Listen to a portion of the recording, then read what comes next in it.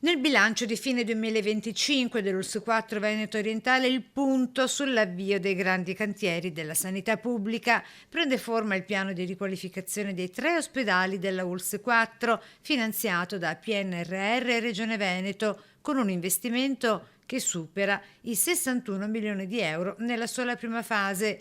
Si tratta di un passaggio storico, ha sottolineato il direttore generale Mauro Filippi. I lavori di riqualificazione sono già iniziati all'ospedale di Jesolo, mentre per le strutture di San Donà e Portogruaro la progettazione è in fase avanzata. Tutti e tre gli ospedali sono coinvolti in questo progetto, percorso di riqualificazione che prevede ristrutturazioni, ampliamenti, nuove realizzazioni e demolizioni delle parti più vecchie.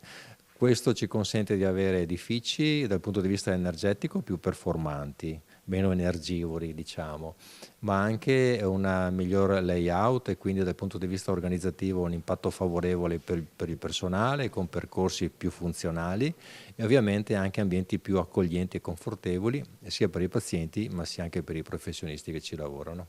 A Portogruaro e San Donà verranno abbattute parti obsolete e realizzati nuovi edifici, mentre l'ospedale di Jesolo assumerà esternamente l'aspetto originario di istituto marino. Ulteriori 17 milioni finanziati in gran parte dal PNRR sono stati impiegati per la realizzazione di 6 nuove case della comunità.